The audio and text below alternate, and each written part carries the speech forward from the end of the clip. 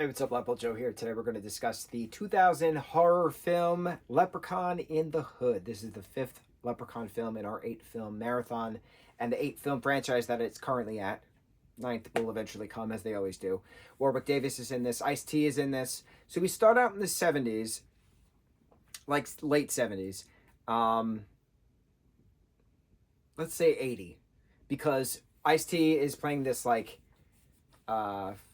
character, and he gets he's got like a Motown kind of vibe to it. He talks about Motown in this very opening scene.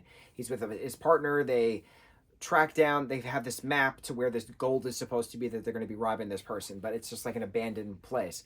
And so like a friend inadvertently breaks the wall down, and there's a pot of gold right there and a leprechaun statue with a medallion on it. So now we're going back to the third film in regards to the medallion encapsulating a leprechaun, but we know it's not that same leprechaun because the third film takes place in the 90s, and this opening takes place late 70s / 1980 itself, because we get a 20-year time jump. And so where's the medallions come from? And they're different medallions, but it's not the same leprechaun again. So we're in our fifth movie of this franchise, not the same character. Same character design, same species, same actor that's playing the character, but not the same character. So then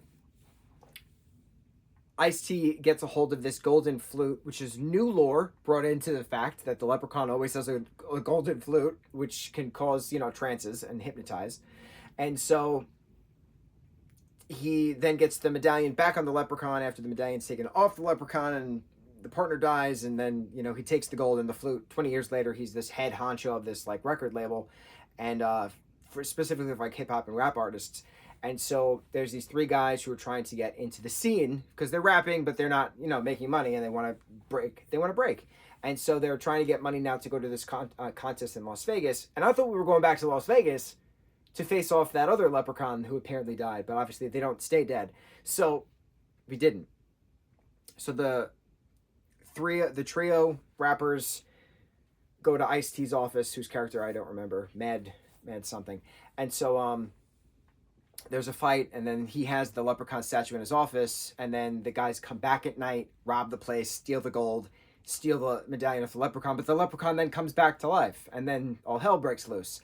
And then the main rapper Post, he takes the flute and then goes on his merry wind adventure with his then friends, hypnotizing people, making them listen to their music, but then finding the leprechaun as a leprechaun is going through. So I always wondered from the first film, where does this take place? Where is the hood in the Hood and Back to the Hood sequel films for Leprechaun, right? Going back to Los Angeles, we're back in Hollywood. Not specifically Hollywood itself, the glitzy glammy, but the neighborhood around Hollywood, which is Los Angeles in general. So we're in Southern California again. And it's a neat perspective because we've seen the leprechaun in North Dakota. We've seen them in Hollywood. We've seen them in Las Vegas. We've seen them in space. And now we're in Los Angeles. Back to Los Angeles. Let's say one of the surrounding neighborhoods of Los Angeles. Not specifically referenced by name, but it's one of them. And so it's very SoCal, it's very 2000, and I'm watching it, and it's very Los Angeles, and I'm like, man, I really want to watch Fast and Furious right now, because Fast and Furious was 2000, and that was very the same place. It was the same, backgrounds and clothes and the way everybody talked. It reminded me a lot of Fast and Furious. There's so much music in this film versus Fast and Furious, which does not have singing, but there's a lot of rapping in this. So is this technically a musical? I'm going to say this is a musical film because there's like 8-10 different songs in this that they're sing. Interesting, now that it's a musical. So the final battles of the leprechaun and trancing with the flutes and getting a leprechaun book for dummies or something like that. Reading now new lore about this flute, about the golds, we're going back to the 4-leaf clover, which was smart to bring back something familiar, right? So we got the clovers from the first, we got the medallion from the third, so who knows what happens next. But one of the guys rolled a joint with the clovers inside to make the leprechaun pass out, basically, to then have them go on their merry way and survive the night. if you will. And then eventually, the ending is the Leprechaun is the one now in control and has hypnotized so many people that they didn't actually kill him. So there's the first Leprechaun film where we don't get an exploding Leprechaun at the very end. So the Leprechaun wins at the end. It's interesting. It was different. Caught my attention. So a thing I noticed about this film is, and there's a lot of, there's a trans character in this. This Josie. A whole like the rappers have to they put on drag to like trick the Leprechaun, but like I was thinking back to this and I was like, there was a whole drag sequence in the fourth film, and then there's a whole drag sequence in this film, and then like guys acting effeminate in drag, and I was like, this is very queer coded.